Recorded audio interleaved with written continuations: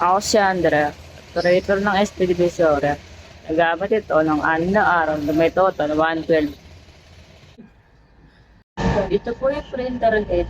Ang ulit-ulit mo sa white, January 26, ang order po, December 2024. Ito po yung cupping na may 60% good condition pa po. Head clean.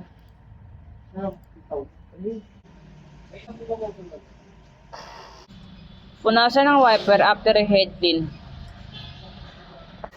Nozzle check.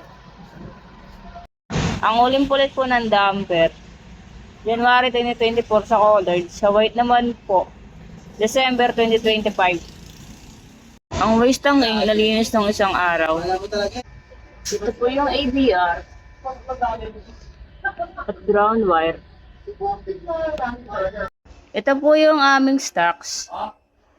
Ito po yung powder, colored, ink, at solution po. Ito naman po yung field. Consumables, nag-consume ako ng 2 ink white, isa sa cyan, isa sa magenta, isa sa field, at 2 sa powder. Ito po yung output.